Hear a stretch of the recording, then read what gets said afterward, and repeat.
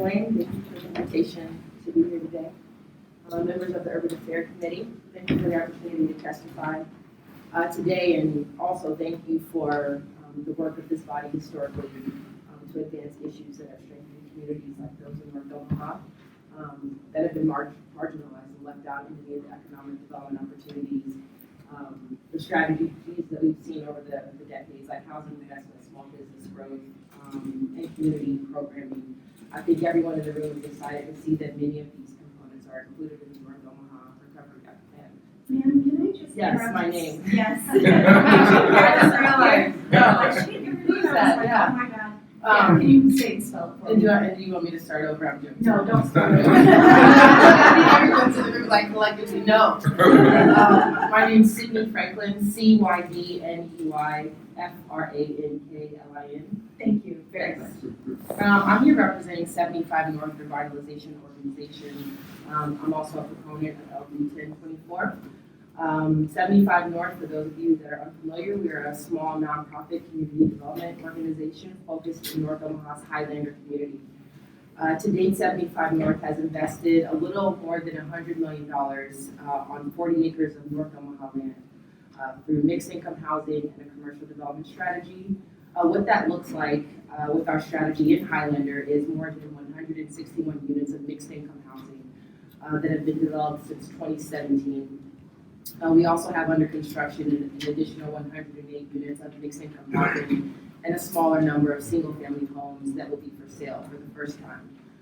We also invest in community building, entrepreneurship access, and a neighborhood-based education pipeline through a partnership with Omaha Public Schools that we've had in place since 2015. In addition to the investments, we're already making 75 North has more than 90 vacant lots and blighted homes along the North 30th Street corridor that are awaiting funding, like what could be available through this opportunity to make their development or redevelopment possible.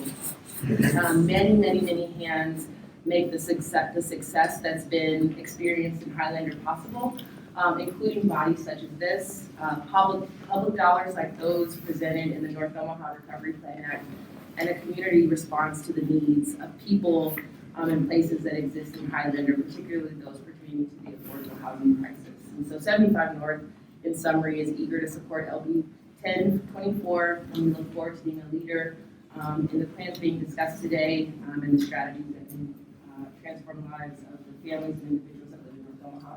And I'm happy to answer any questions. Thank you, Ms. Franklin. Any questions? Seeing none, Thank you. for the work that you do. Thanks for being here. Good afternoon, Chairman Wayne, Vice Chair Hunt, and members of the Urban Affairs Committee. My name is Carmen Papio, C-A-R-M-E-N. Last name is Papio, T-A-P-I-O. And it is my pleasure to sit before you today in strong support of LB 1024. I'm an advocate for appropriating federal funds to the North Omaha Recovery Plan and appreciate the Senators Wayne and McKinney for bringing this to committee.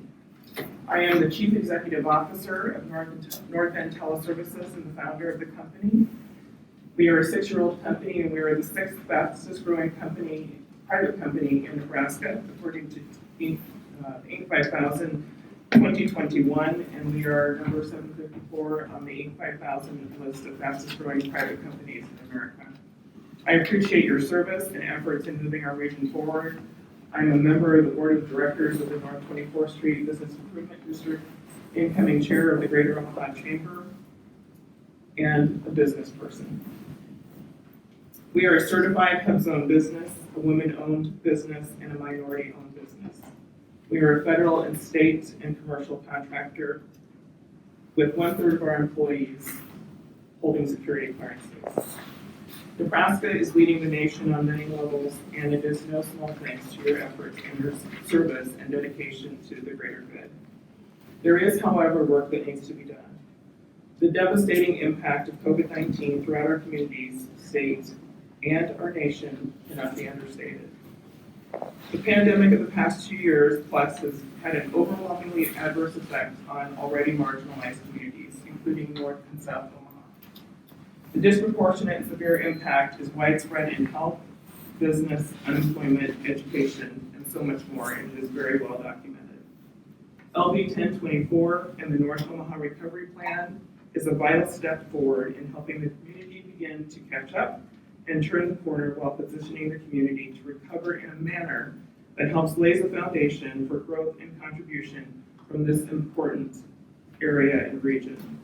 The plan is comprehensive, it is multifaceted in its ability to address a broad range of health, business, safety, education, and housing needs in the community.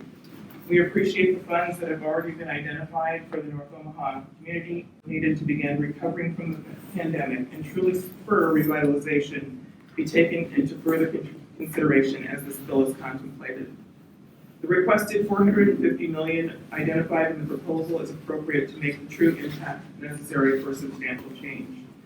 The streetscape modifications alone needed to make the North 24th Street corridor walkable, livable, attractive, and ready for multimodal transportation and foundationally safe for people and business comes with a $40 million required investment, which is a small investment when you consider the ROI it will bring to the community.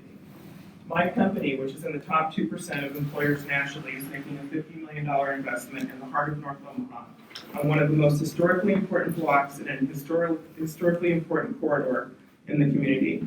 I've attached copies of our conceptual renderings for your review. Our development will provide new corporate offices for my company, affordable housing, mixed retail, daycare, food service, and community spaces. We are doing so because we are a North Omaha, Nebraska-grown business. We believe in the economic contribution we are making and the potential for North Omaha as the next economy. Our economic impact to date is nearly $170 million, roughly $300,000 per job annually. We are not alone in our confidence. There are a substantial number of additional developments planned or already underway, but together with these funds will change the community forever. An investment in North Omaha will make it a thriving place to live, work, and play, and help in its ability to fully contribute to the vitality of our state. Our location and our employees, over 50% which live in a hub zone, are our greatest asset. The community is behind this bill, and we are asking you to get behind the bill as well. We see the North Omaha region as an asset and believe a rising tide lifts all boats, and we respectfully ask that you agree with the current need and the potential for the community by voting yes. Thank you for your consideration. Happy to answer your questions. Thank you, Ms. Papio. Any questions? Sarah Wells. Thank you, Vice Chair Hunt, and thank you, Ms. Tapio, for being here. What is North End Teleservices? North End Teleservices is an outsourced provider of contact center services, and that could be phone, chat, or email. It is far beyond traditional telemarketing. We provide contracting to federal agencies and state agencies as well. As I mentioned, about a third of our employees are security cleared. And so it's very complex work that our employees do, and it is kind of its own ecosystem for entry level to advanced career positions. You said you had some attachments, and you just got the 2 pages. So if you can get those, that'd be wonderful. You can Welcome. Good afternoon, committee. My name is Amanda Brewer, Amanda Brewer, Brewer. I'm honored to be the CEO of Habitat for the Community of Omaha, and we serve 5 counties, including Douglas and Sarpy County. I'm here today in support of LB 1024. I've personally served this community through Habitat for 23 years, and I've seen a lot of changes. The impacts of COVID are multiplied.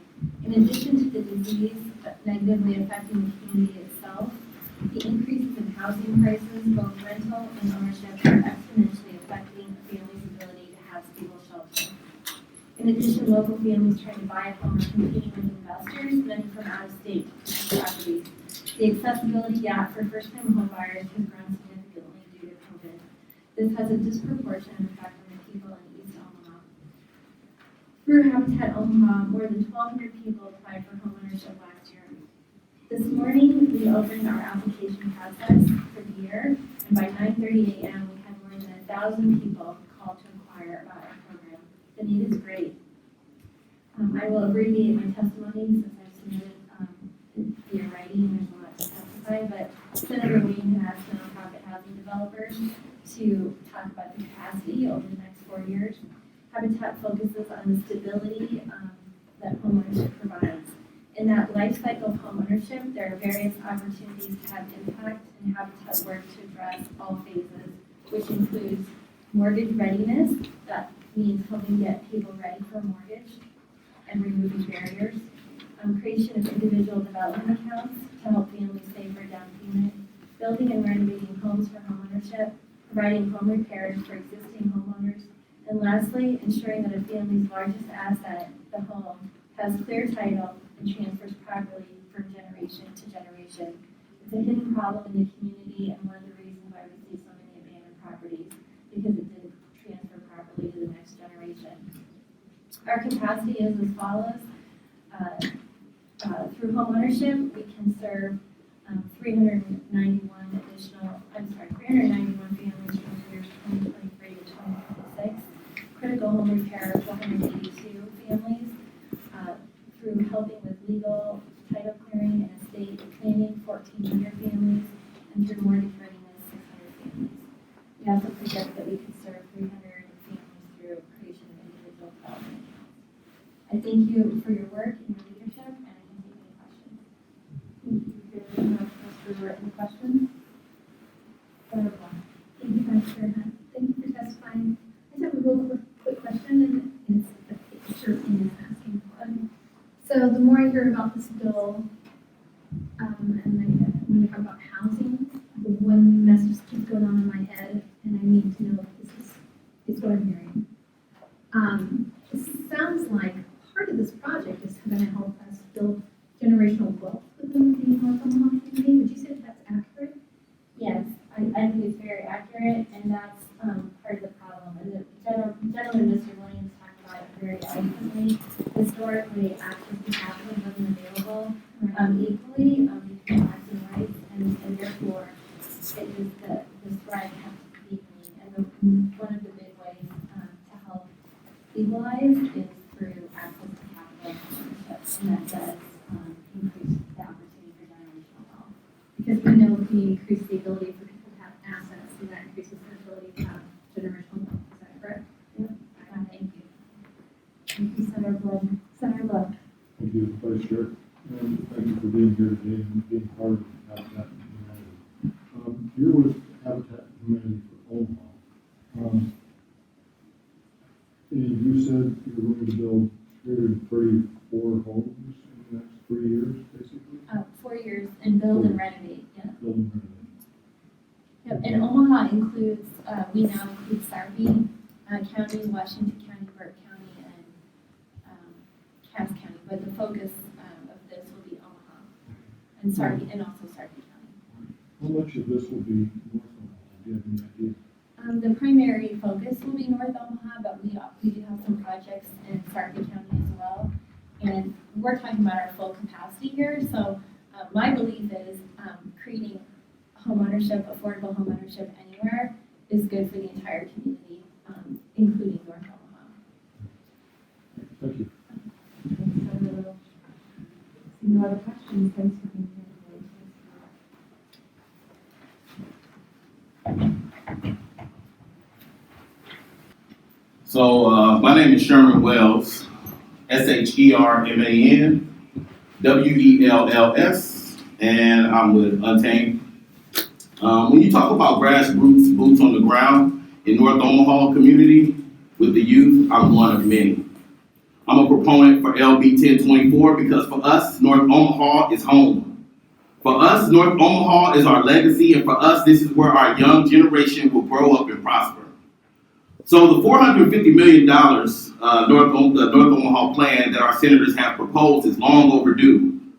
I'm 45 years old, and North Omaha's 24th Street Business District has looked the same and has the same dismal feeling of nothingness for decades. It's almost like it's on purpose to starve us financially, and we all know with poverty comes crime, right? But wait, we don't want to assume that these conditions are created on purpose to continue the narrative about black communities in America. These federal funds that are designed to help this kind of poverty issue and communities hit the hardest by the pandemic should not turn around and be diverted to build prisons and lakes. What are we doing here, Nebraska? We have an entire impoverished community that has intentionally been neglected and left out of financial conversations for years and years over and over again. So I ask the question again, is this done on purpose? Because we know with poverty comes crime. Is the governor banking on that crime with this kind of poverty North Omaha is in and headed to fill this new proposed prison? Nebraska has a chance to be a model of how America should be standing up and uplifting its Black communities impacted the most by the pandemic, like North Omaha has. All around the United States cities where these same kind of conditions exist, like the ones in North Omaha, the murder rate and the crime rates are high and on the rise, and the education ratings are low, and there is no hope. Without hope, there is no love. Without love, there is no future. So this is not us asking for a handout. This is us asking that these federal funds be used exactly what they are meant for. And for the record, this is a notice to the state that Nebraska, particularly North Omaha, is unified, and in the face of unprecedented challenges, the state of North Omaha is going to be resilient. Any questions? Good afternoon, Vice Chair Hunt, and members of the committee. My name is Dr. Ralphlasseter, Ralphlasseter. I currently serve as the pastor emeritus and elder of the Mount Moriah Missionary Baptist Church located on the corner of 24th in Ohio. I'm also a member of the North 24th Street Business Improvement District, and I come before you today representing the North 24th Street BID, speaking on behalf and in support of this bill that has been brought forth by our two senators, Senator Wayne and Senator McKinney. The mission of the North 24th Street Business Improvement District is to enhance business development. And we do so by supporting the development, improvement, and promotion and safety of the historic North 24th Street. And the North 24th Street Business Improvement District is one of the largest BIDs in the state of Nebraska. It's over 2 miles in length. And it begins at Cummings Street just south of Creighton University and extends to Merritt Avenue, which is 1 block north of Ames Avenue. Within the North 24th Street BID are over 200 businesses, property owners, and nonprofit organizations, including Habitat. I stand before you, I'm a little taller than I am right now, representing the North 24th Street BID in support of the North Omaha Recovery Plan, which is LB 1024, again sponsored by our North Omaha Senators, McKinney and Wayne. We do so because North Omaha Recovery Plan, as has been spoken to by many of the testifiers today, it will address high rates of poverty, it will have an impact on unemployment rates, and will also have an impact on the deteriorated economic and physical conditions that are prevalent in North Omaha. You've also heard from those testifying on behalf of the impact on health that the North Omaha community has been significantly impacted by COVID-19. In particular, it has had a significant impact on the African American population. As business owners, property owners, we know that economic development in North Omaha will have a positive impact on all of Nebraska because it will generate additional state income through the income tax, and as has been mentioned before, jobs will be created. And we're not just talking about minimum wage jobs, we're talking about jobs that will impact those individuals who are in the middle income category. My yellow light has just come on, so I'm going to wrap up by just reminding you that there is an African proverb that says that every morning on a plane, an antelope wakes up and it realizes that it has to outrun the fastest lion or it will be eaten. At the same time, a lion wakes up and it realizes that it must outrun the slowest antelope or it will starve to death. Moral of that story is that when the sun rises, it's best that you get running. We're not on an African plane, but it is morning for us here in Nebraska. And so I ask that you support this particular bill because it is time for us to make a change in Oklahoma. Thank you. I'm open to any questions.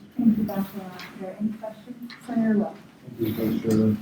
Thank you, Dr. Russ, for being here. What has been the problem of getting invested capital coming into North Omaha?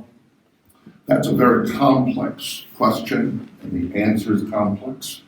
Essentially, there's a need for seed capital. There's a need for those organizations that actually control capital to be willing to invest in North Omaha. You also have a variety of issues. For example, I'll simply mention one. North Omaha, in many ways, is a food desert. And in order for grocers to locate in North Omaha, their business model requires a certain number of rooftops. Well, rooftops won't be filled if you don't have affordable, decent housing, nor will rooftops be filled if you do not have services such as grocery stores and drugstores. So it's a situation where individuals and organizations have to be willing to take a chance on North Omaha. And I believe that this particular bill will create an environment where organizations, enterprises will be much more likely to take a chance.